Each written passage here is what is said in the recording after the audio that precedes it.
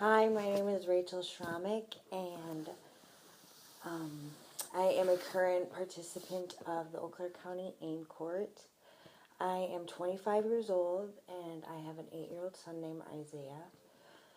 I have always been a statistic my entire life. I've been product of the system, a teenage pregnancy.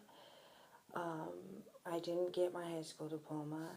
I grew up in a really dysfunctional home with a lot of problems with mental health. My mom was borderline personality disorder. My dad was an alcoholic with severe depression. He was a workaholic and he had antisocial tendencies, and I was the glorified scapegoat of all that dysfunction.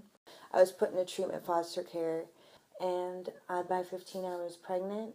So I was on my own, and no one ever taught me, well, first of all, how to do anything. How to cook, how to clean, how to drive a car, how to make appointments, how to do anything productive at all. So I ended up getting really addicted to drugs, and I eventually went to the methadone clinic. I became an IV user, was on methadone for a while. Then I got super depressed. You know, the house was closing in around me. All I could do was sleep. Isaiah's 5 at this point. He's late to school every day. Every time some kind of drug felt like the answer to everything. And it was never the answer. It was a temporary fix every time, but every time it was just like my life was completely destructive the entire time I existed. And that was just normal.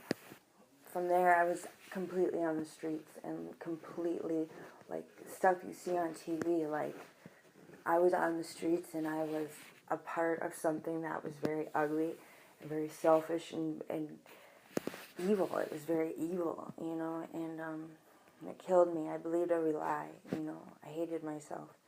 I lost my son, and he was the only thing that I ever had, and I didn't have any reason to live anymore, so I thought that he would be better off without me, and I didn't know. I tried to be sober, you know. I didn't know how to do it by myself.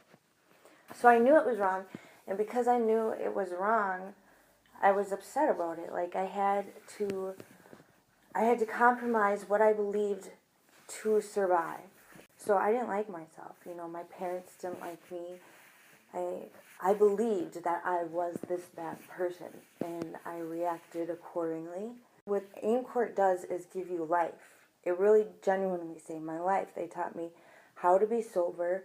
They taught me how to get a job. They taught me about housing. They go through mental health stuff, parenting, like every aspect. And going through every aspect psychologically, socially, mentally, you know, physically, spiritually, somewhere along the process, there's a heart change. And I've witnessed this miracle happen. I've watched misfits become miracles. People that society had given up long ago, like me, you know, and way worse than me. I've watched them just blossom, and I can't even explain it. Somewhere along these physical changes, you change your surroundings and your places and everything. Somewhere along this process, there's a spiritual awakening, and there's a heart change that you can't put a price on. So as far as funding goes and treatment courts go, my recommendation is that people become more educated, and people just, I don't know, open their mind. And how can you put a price on a life?